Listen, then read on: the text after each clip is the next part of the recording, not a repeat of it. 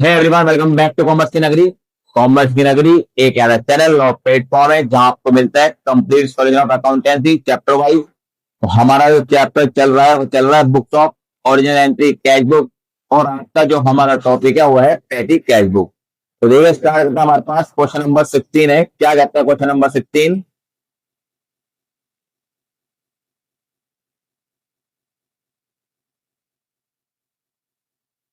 वो कहता है record the following transaction in पेटी cash book with suitable column.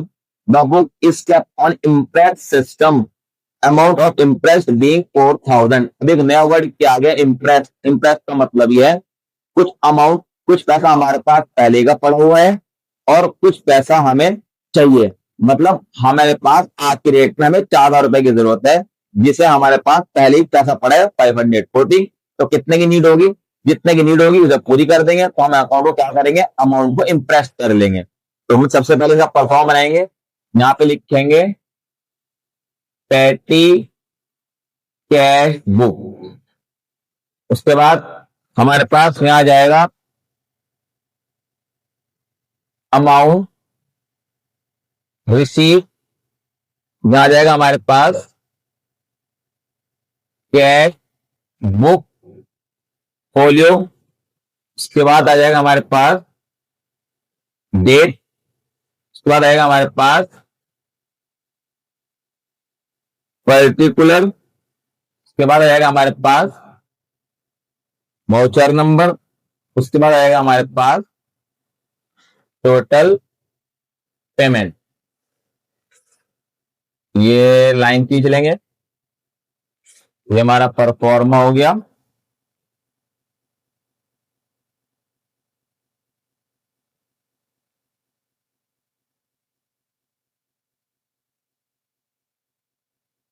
ये हमारी डेबिट साइड और ये हमारी क्रेडिट साइड।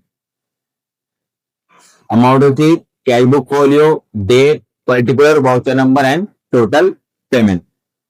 अब ये कहता है ईयर है हमारे पास 2020, डेट में डाल देंगे। और मंथ है हमारे पास अप्रैल। 1 अप्रैल को पैटी कैश इन हैंड, मतलब हमारे पास पैसा है 540। हमारे गले के अंदर 540 रुपए हैं जो लास्ट मंथ से आए हमारे पास। क्या लिखेंगे? To balance brought down 540। अभी हमें जरूरत है 4,000 की, यानी 4,000 अमाउंट को इम्प्रेस करना है। इम्प्रेस का मतलब हमें टोटल अमाउंट 4,000 रुपए करनी है। तो कितने की नीड है अभी हमारे पास? तो 4,000 में से इस 540 को माइनस कर देंगे तो आ जाएगा हमारे पास 3,460। और यहां लिखेंगे टू कैश अकाउंट। सिंपल है, कुछ नहीं उलझना। कभी कभी डायरेक्टली हमें रिसीव हुआ, जैसे पहले क्वेश्चन हमारे पास रिसीव था, वो कहता था 10,000 पैटी कैश रिसीव। जितना रिसीव होगा वो यहां लिख देंगे। और अगर पहले बैलेंस गिवन होगा तो पहले आप बैलेंस लिखेंगे। तो जितनी अमाउंट उसे इंप्रेस करना होगा, यानी जितनी अमाउंट उसे बनानी होगी, वो माइनस कर देंगे। जैसे उसने कहा हमें 4,000 इंप्रेस करनी है, टोटल अमाउंट 4,000 रखनी है। तो जो बैलेंस पहले था 4,000 में से उसे माइनस करके यहाँ बैलेंस डाल दिया टू कैश अकाउंट के नाम से। उसके बाद क्वेश्चन आगे चलाते हैं। वो कहते हैं 100 रुपीज हमने पेड करे ऑफिस क्लीनिंग के लिए। तो यहां पे लिखेंगे 4 अप्रैल को बाय ऑफिस क्लीनिंग। कितना पेड करा? 100 रुपीज। अब ये जितना भी सफाई का, रिपेयर का, रिफ्रेशमेंट का, ये सारा खर्चा मिस सेलेरियस में जाता है। कहां लिखेंगे हम? एक अलग से अकाउंट बनाएंगे, मिस सेलेनियस एक्सपेंसिव या सन्ड्री एक्सपेंसिव भी लिख सकते हैं। तो 100 रुपीज मिस सेलेनियस में डाल देंगे।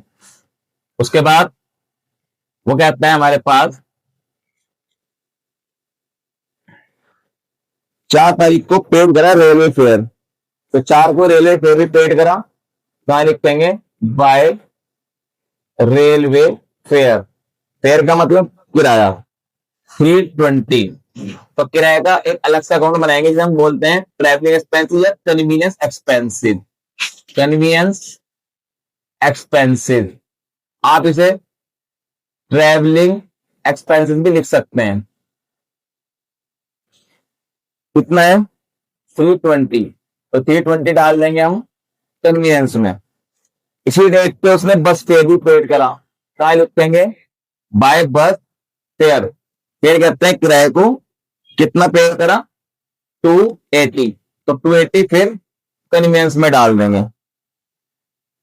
उसके बाद वो कहते हैं वेजेस पेड करा 150 सेम डेट पे, तो यहां लिखेंगे बाय वेजेस कितना पेड किया 150, तो वेजेस का एक अलग से अकाउंट बनाएंगे और ये वेजेस का अमाउंट वेजेस के अकाउंट के अंदर डाल देंगे। कंफ्यूज नहीं होना, हम एक डेट में बहुत सारे ट्रांजेक्शन कर सकते हैं, तो कोई दिक्कत नहीं अगर हमने एक दिन में 3 या 4 ट्रांजेक्शन कर दी। उसके बाद 5 अप्रैल में वो कहता है हमने शॉर्ट हैंड नोटबुक परचेज की ऑफिस के लिए, तो लिखेंगे बाय शॉर्ट हैंड नोटबुक कितनी है 370, ये जाएगा स्टेशनरी में। यहां अलग से एक अकाउंट और बनाएंगे और वहां लिख देंगे हम स्टेशनरी, कितना पेड करा 370, तो 370 स्टेशनरी के अंदर डाल देंगे। उसके बाद 7 तारीख को वो कहते हैं हमने पेड करा कैरेज ऑन पार्सल, पार्सल के लिए कैरेज पेड करा, तो हमारे पास यहां लिखेंगे बाय पार्सल और कितना है हमारे पास 150, टोटल पेमेंट में डाल देंगे 150 और उसके बाद एक अलग से और अकाउंट बनाएंगे जिसे हम लिखेंगे, तो हमारा भाड़ा हो जाएगा हमारे पास आ जाएगा कार्टेज के अंदर, तो हम कार्टेज के अंदर लिख देंगे 150, एक अलग से अकाउंट बनाएंगे कार्टेज का 150 उसके अंदर लिख देंगे।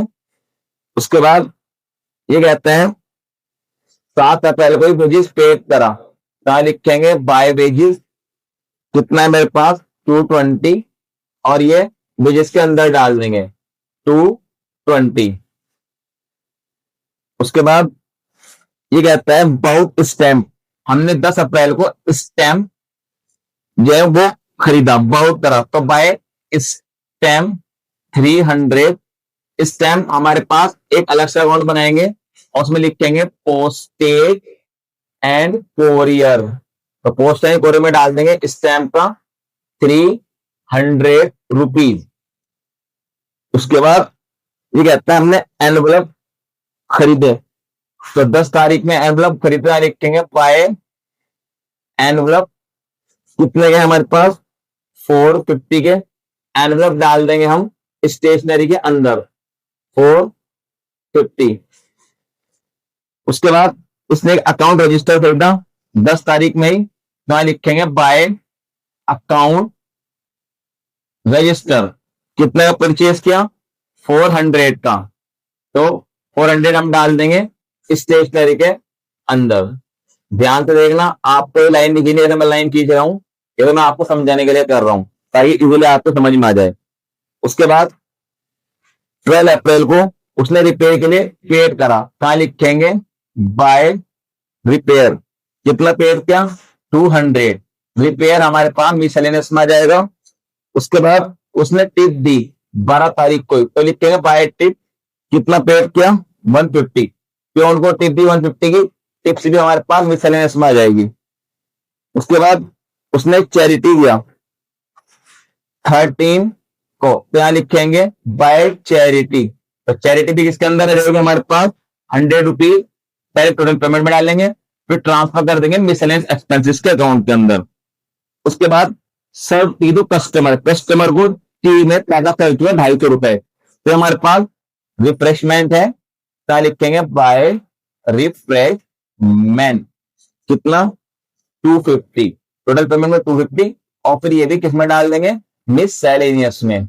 लो ध्यान से देखना।